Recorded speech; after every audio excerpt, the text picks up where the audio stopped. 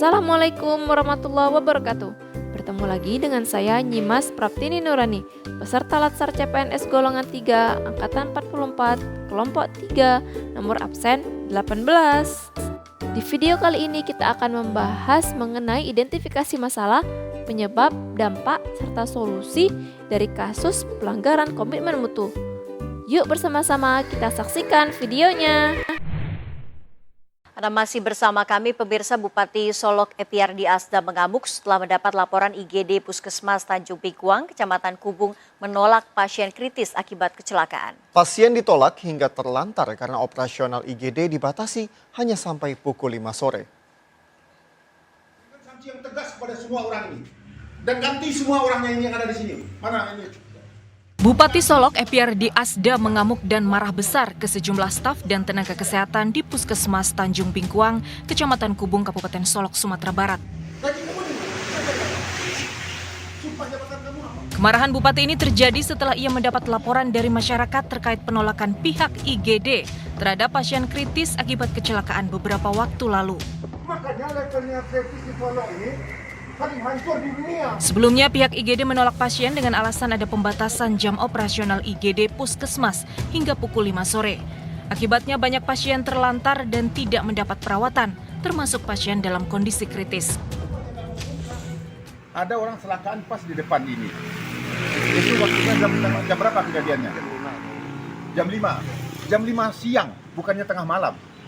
Lalu katanya laporan dari media kepada saya, orang yang kecelakaan itu sudah terbaring dibawa oleh masyarakat, duduk di situ. Ini warung-warung lain kan banyak, duduk orang di situ. Lalu diketok-ketok nggak ada yang jawab. Lalu ada yang siapa beritahunya gimana? Orang ini keluar, ada bidan.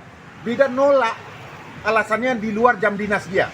Dia dinas cuma sampai jam 2 siang, jam 5 sore. Padahal ini UGD, tugas mereka hanya sampai jam 5 siang. Nah, saya nggak ngerti dasarnya apa. Karena saya ngelihat memang, mohon maaf, tingkat pelayanan Kabupaten Solok berdasarkan Ombudsman ini memang paling hancur.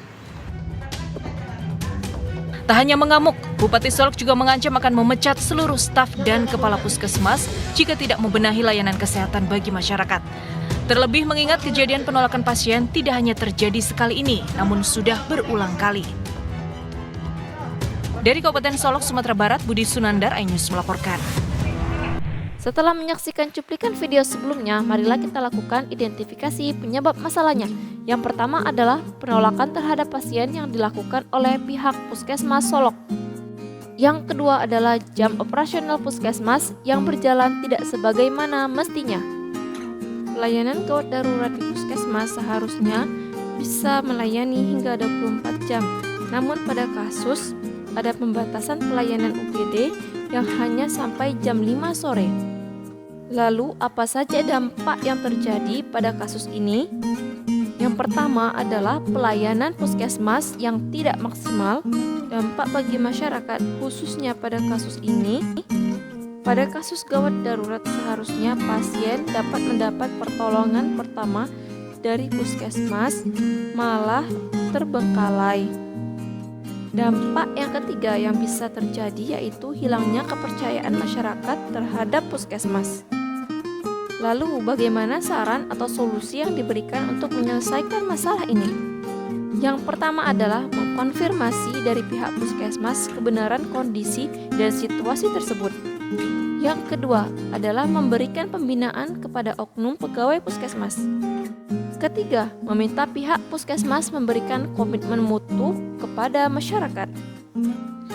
Yang keempat adalah meminta pihak puskesmas untuk memberikan sosialisasi kepada masyarakat jika terjadi pembatasan jam pelayanan di puskesmas.